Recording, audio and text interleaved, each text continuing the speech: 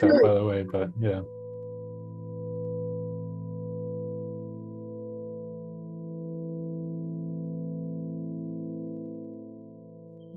From a general description of what you just shared, I can say that the key of what I'm hearing is I feel hijacked.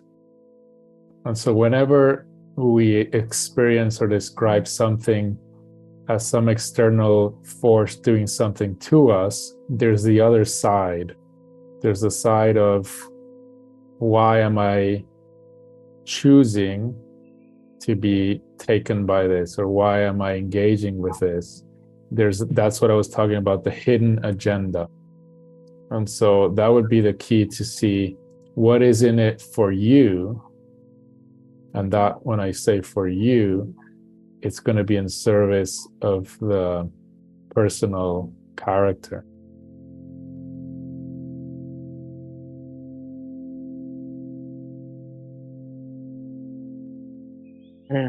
Yeah, it's exactly what I've been talking about in this meditation.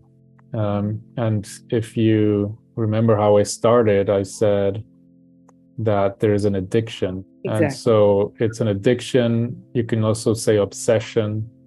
And in a sense, it's an addiction to an obsession. And so, and that's going to be in service to something. Right. And so what I'm pointing to, and I was pointing to in the meditation, I understand that you weren't resonating, or you weren't feeling expansion, but in a sense, this meditation was kind of the opposite of a meditation towards expansion. I've done others in the past where they were intentionally leading to sense of expansion, dissolving the barriers, blah blah blah, the lines. In this meditation, I'm going to I was pointing to everything that's going to feel contracted, everything that's going to feel uncomfortable, everything that's going to bring up this stuff, because that's another way to approach it. One way is to approach is to look and do all of the self-inquiry and meditation ways to get more and more expanded, to have a flavor of that. But then there's also going into what contracts us. Right. And so in the sense that you felt no expansion is kind of appropriate. If you did, it would be something strange, because I'm talking about what pulls you, what contracts you.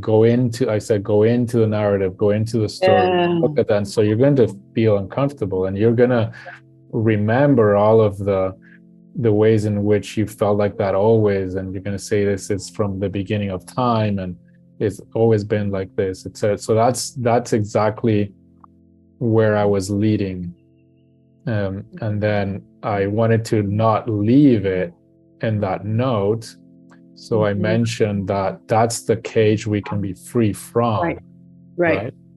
But you need to, in a sense, see the cage, understand how it works, feel into it very deeply and more so. And so back to what you were describing about, okay, I've seen this a lot of times, I'm pulled in, I see how I'm pulled in, but what's the point of keep looking at it? And the point is to find something that is still hidden.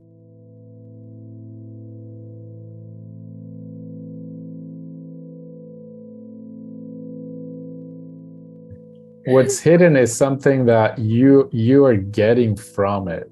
Okay. And so if you feel like something's taking you and it's pulling you, and you're struggling and you're kind of a victim, you're powerless with this dynamic and this habit, that's a perfect narrative in order for you not to see what you're getting. Blah, blah. Yeah, and that's going to put the cherry on the top on this dynamic. Right. So you don't even contemplate the possibility of seeing something deeper, because it's something that's happening to you. It's external, and you can't do it. It's the government, right? It's And so the cause of our struggle and suffering is external, and so we're victims to it. And what am I going to do? I'm just going to hold on tight. But that's not really true. And so the truth is, you will be troubled if you see your true motives, the MO. You will be troubled in many ways. You will see, for example, and I'm not saying anything intuitively. This is super random examples. Don't think that I'm intuiting on what's going on for you, but it could be a lust for revenge. That kind of thing, to notice what this is. Now we're talking about shadow work. And so to see, Alex has the perfect image there. He's not seeing it, but well, your background, yeah, there you go. There's always what's hidden. Yeah. And so if we can't see that to greater or lesser degrees, being human, we have all potential to be as evil and as anybody has ever been. Right. We might not have the power and the intelligence of certain individuals, like Hitler. To believe you could be like Hitler might be grandiosity, because I don't think I could be as great in the sense of as evilly as great as evil. But absolutely. So this is to say, what is the shadow side? What is the MO that keeps you engaged in this reactivity? And then once you see that, for example, I'll tell you a story. You see, I'm having this kind of lust for, I want to hurt them back. Right? Like, and so I'm trying to see how to hurt them back or to prove them wrong. And so, okay, why? Right. And who is, for what purpose? Right. And so then you see, okay, this is actually, and I'm hiding to myself first. First, I feel like I'm a victim to their actions. Yep. That's one level. Peel that layer off, and you'll see, well, actually, underneath that, I'm not a victim to this dynamic. I'm engaging with it. I'm wanting something. Yep. I'm wanting revenge. I'm wanting to hurt. I'm wanting to prove them wrong. I'm wanting to make them feel small because they made me feel small. It's like a little lust for revenge. It's a little bit of evil, a meanness. Yeah. And I'm talking about myself with my wife, right? It's no secret. And so from there, okay, what is that in service to? But not hypothetically. Just really feel into it. Moment. Yeah, in that moment, you can reflect on it later or in meditation, because you can think of that moment and it'll bring up the same reactivity. It'll likely bring up the same dynamic, and you can feel into it, because it's actually stuff we can activate. It's all this virtual reality. You can activate it in meditation. Just go back to it and see, how does it feel? Yeah. That's the easiest meditation. Yeah, it's a lot of fun, but it's really good work, because you start working through psychological things, but you don't stay at the psychological level. You're starting to work on with energies, and you're starting to work with feelings and sensations that are the root of this contracted sense of self. Right. And so I'll keep describing how these layers can get peeled, but it's through, okay, now I see I'm wanting to hurt. And why? What is that in service to? Well, I feel hurt. And I feel small. And now as I keep peeling these layers, it's going to be a lot more personal, and it's going to be a lot more about myself. Right. And it's no longer going to be, I'm getting pulled, I'm a victim of these energies or this psychology. Or it's going to be my pain, my sense of insecurity, my sense of being small. And it's going to start to, as you peel these layers and you sit with those feelings and those emotions, you're going to come to a kind of a root pain that is archetypal. It's all humans. It's at the center of all sense of self. Yeah.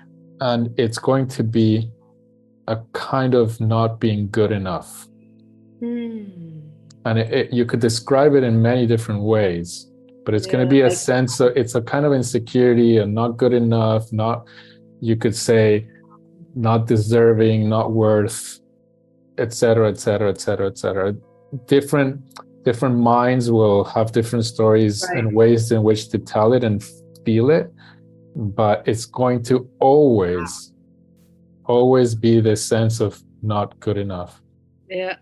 And that not good enough, if you keep looking at that and you keep seeing where is that coming from, what is the origin of that, and it's going to be what I described in this meditation, which is there, I'm going to step back. What I'm describing, these peeling layers, is all about truth. So if you don't have a love, passion, commitment to truth, you're going to stop somewhere there. Yeah, exactly. I get off at, I got my revenge. But if you're still wanting to go deeper in what is true, what is real, these layers are going to start coming off and start coming up, and you're going to pay the cost of experiencing what that feels like and sitting with it. And as these layers come off, you're going to come to this sense of not good enough. And that is the hardest place to be.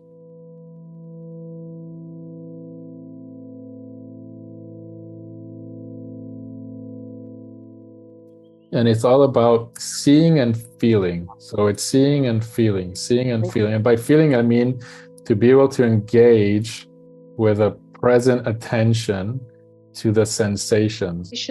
Well, I'm calling everything now sensation, but it's going to be the actual flavor. So I'll use a more abstract sense. What's the flavor of not feeling good enough? Good. The label is not feeling good enough. The story is not feeling good, or I'm not sufficient as I am, or life is not okay, or God has left me, or whatever the label, the narrative, there's going to be a feeling or a flavor, let's say, because feeling might mean to use something different than to the awareness that is experiencing that. What's the taste? And it's not about, oh, it tastes like this and then more narrative. It's about, no, savor it. Into it. It's like there's a buffet. There's a buffet of things. There's one thing over there we really don't want to taste. We really don't like eating. So we put a lot of other food on it, but take all that off and go and taste that. And so what's the flavor? And not as an intellectual exercise, it's about really tasting it, like savoring food. You know, when you close your eyes and all of your attention is on the taste buds and the smells, and that's what I mean with not feeling good enough, that sense of not good enough. And it's probably going to also have layers. It's going to be not good enough, and there's going to be deeper layers where it's really a not good enough that's like burning. It's so uncomfortable. It's so unbearable. It's so terrifying. You feel so small, so much pain. And when there are less narratives around it, that's because you're savoring it. When you're really savoring it, there's no narratives. It's just the sensation or the flavor of not good enough, of pain or fear or whatever it is for you. And that's going to be moving. But that's when you get close to that, that's the barrier. So the more through an inquiry and truth and emotional work, we get closer and closer and closer to that. And the barrier is to be able to savor it until it's like an acquired taste. Because that's also covering something that we don't want to see. And it's basically like this, it's covering, and I'll tell you, this is intellectual, hypothetical, because you can't really describe what is beyond that. It has to be experienced. But I will tell you conceptually what it is. When you actually savor that fully, and you can open that layer and go past that, there is no I. Yeah. That which this is protecting as I'm not good enough is actually empty. You think we think that what it's protecting is this I, but it actually creates it.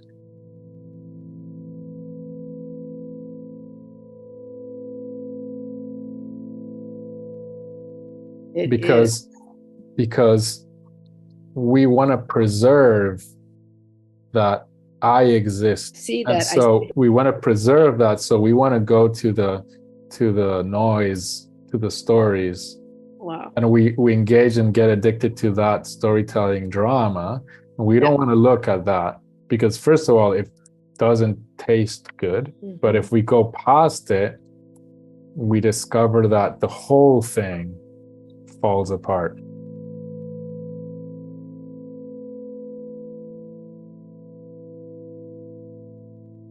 Savoring. You're not devastated because it's very comfortable. It's known.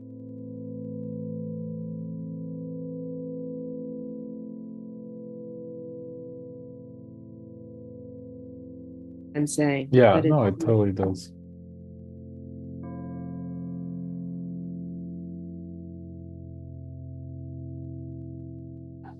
Yeah, but the self-criticism is the same thing, right?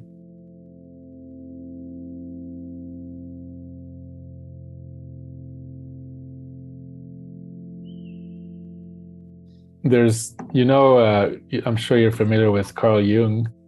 I really, really love his work. And so he talked about, I'm not an expert, but I do have kind of some things that I'm not totally familiar with some of the things he says, but I think I disagree. I just need to make sure what he says. But basically, the main thing that I want to highlight is you could say he discovered archetypes.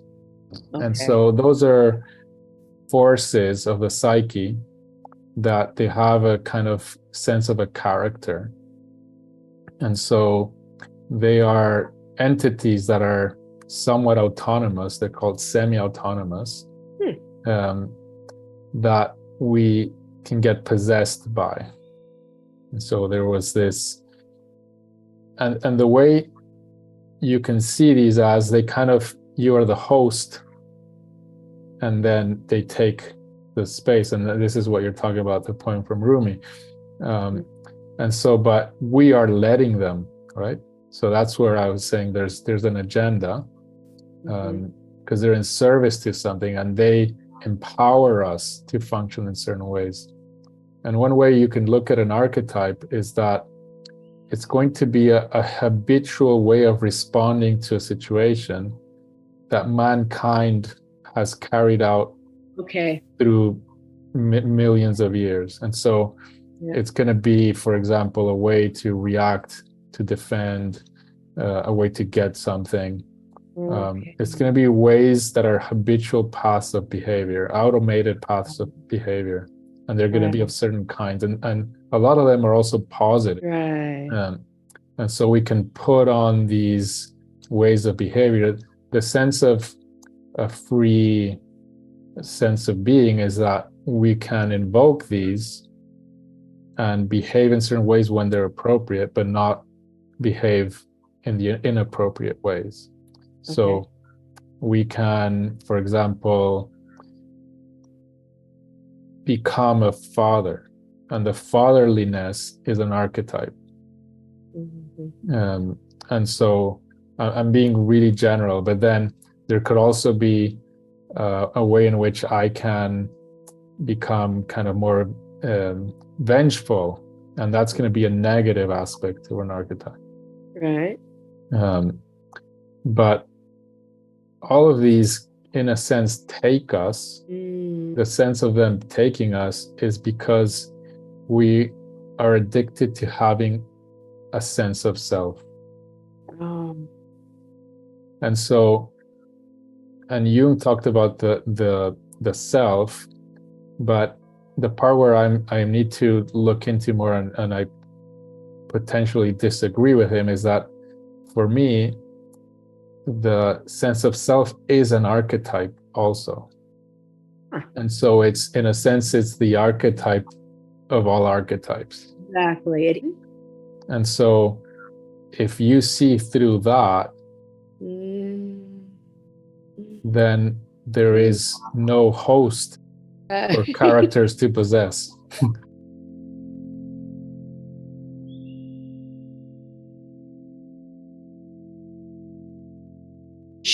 Yeah. And so what I'm describing is more the psychological world, and I'm talking about the shadow, and this is the kind of work that is often not discussed in spiritual circles. And you know, my teacher Roberto, whom here knew him for 20 years also or more, and so he worked a lot on this aspect of the work.